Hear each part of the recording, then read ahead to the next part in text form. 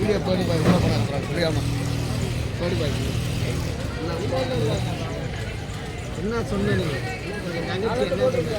கூப்பிட்டா வராது விஜய் என்ன சொன்னாரு